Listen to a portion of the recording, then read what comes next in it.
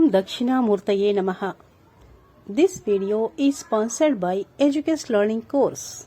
The struggle to find courses that truly speak your language, it's finally over.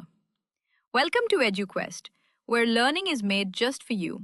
At EduQuest, we bring you a wide range of online courses, from career building programs to skill boosting masterclasses, all in your regional language. Because we believe language should never be a barrier to success. Our courses are tailor-made after understanding what today's learners really need.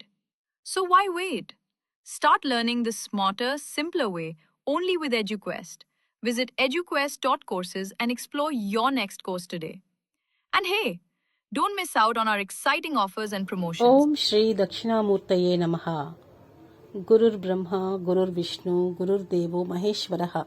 Guru Sakshat Parabrahma, Tasmai Sri Gurave Namaha.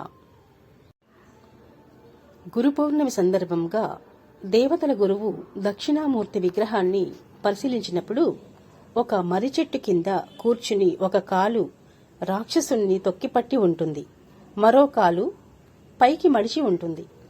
చుట్టూ ఋషులు కూర్చుని ఉంటారు. ఈ భంగిమలోని ఆంతర్యమేమిటో తెలుసుకుందాం.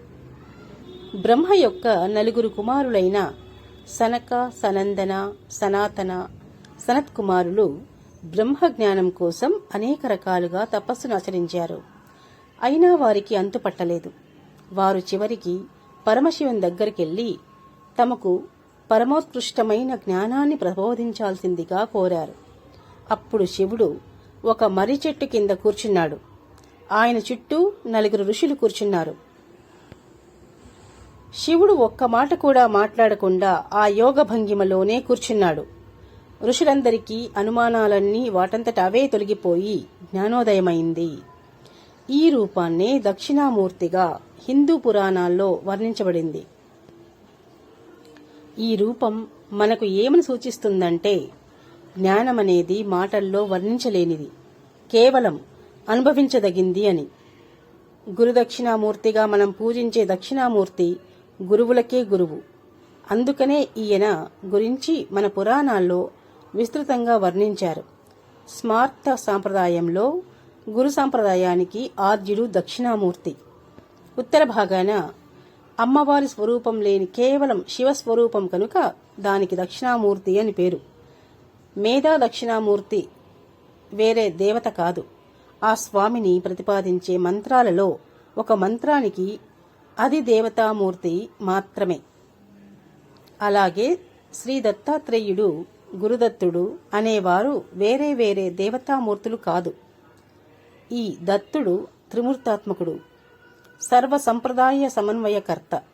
ఇక దక్షిణామూర్తి దత్తాత్రేయుడు. వీరిద్దరూ ఒకరేనా అంటే తత్వదృష్టిలో ఖాయంగా ఒకరే. వ్యావహారిక దృష్టిలో ఉపాసనా విధానంలో మాత్రం భిన్నులు. శ్రీరాముడు, శ్రీకృష్ణుడు ఒకరా వేరా అంటే ఏం చెప్తామో ఇక్కడ అలాగే చెప్పుకోవాలి. ఒక దృష్టితో భిన్నత్వం, మరో దృష్టితో ఏకత్వం. శివుని గురు స్వరూపాన్ని దక్షిణామూర్తిగా ఉపాసించడం సాంప్రదాయం. దక్షిణ అంటే సమర్థత అని అర్థం. దుఃఖాలకు మూల కారణం అజ్ఞానం. అలాంటి అజ్ఞానం నాశనమైతే దుఃఖాలన్నీ తొలగిపోతాయి. దుఃఖాలకు శాశ్వత నాశనాన్ని కలిగించేది దయాదాక్షిణ్యం. ఈ దాక్షిణ్యం ఒక మూర్తిగా సాక్షాత్కరిస్తే ఆ రూపమే దక్షిణామూర్తి. మహర్షులు దర్శించిన దక్షిణామూర్తులు అనేక రకాలు. మొట్టమొదట బ్రహ్మకు దర్శనమిచ్చారు దక్షిణామూర్తి. ఆ తర్వాత వశిష్ఠునకు, సనక సనంద నాదులకు కూడా సాక్షాత్కరించారు దక్షిణామూర్తి. దక్షిణామూర్తిని ఉపాసించే వారికి బుద్ధి వికసిస్తుంది. అందుకే దక్షిణామూర్తిని పూజించమని విద్యార్థులకు ప్రత్యేకంగా చెప్తారు. విష్ణు, బ్రహ్మ, సూర్య, స్కంద, ఇంద్ర తదితరులు దక్షిణామూర్తిని ఉపాసించి గురుత్వాన్ని పొందారు.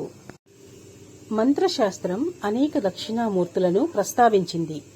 ఆ రూపాలు వరుసగా శుద్ధ దక్షిణామూర్తి, మేధా దక్షిణామూర్తి, విద్యా దక్షిణామూర్తి, లక్ష్మీ దక్షిణామూర్తి, వాగీశ్వర దక్షిణామూర్తి, వటమూల నివాస దక్షిణామూర్తి, సాంబ దక్షిణామూర్తి, హంస దక్షిణామూర్తి, లకుట దక్షిణామూర్తి, చిదంబర దక్షిణామూర్తి, వీర దక్షిణామూర్తి, వీరభద్ర దక్షిణామూర్తి, కీర్తి దక్షిణామూర్తి, బ్రహ్మ దక్షిణామూర్తి, శక్తి దక్షిణామూర్తి, సిద్ధ దక్షిణామూర్తి. ప్రధానమైన ఈ 16 మూర్తులలో వటమూల నివాస దక్షిణామూర్తినే వీణా దక్షిణామూర్తిగా శాస్త్రం చెబుతోంది. భస్మాన్ని అలుముకున్న తెల్లనివాడు, చంద్రకళాధరుడు, జ్ఞానముద్ర, అక్షమాల, వీణ పుస్తకాలను ధరించి యోగముద్రుడై స్థిరుడైన వాడు, సర్పాలను దాల్చిన కృతివాసుడు, పరమేశ్వరుడైన దక్షిణామూర్తి. తెలివిని, విద్యను, మంచి బుద్ధిని ప్రసాదిస్తాడు. పైన వివరించిన దక్షిణామూర్తులలో మేధా దక్షిణామూర్తి విద్యార్థులకు చదువును ప్రసాదించగలడు. సరస్వతీదేవి తర్వాత విద్యాబుద్ధుల కోసం హిందువులు కొలిచే దైవం మేధా దక్షిణామూర్తి. మేధా దక్షిణామూర్తి చలవతో పిల్లలు చక్కటి విద్యావంతులై జీవితంలో సుఖ సంతోషాలను సొంతం చేసుకుంటారు. ఓం శ్రీ దక్షిణామూర్తయే నమః.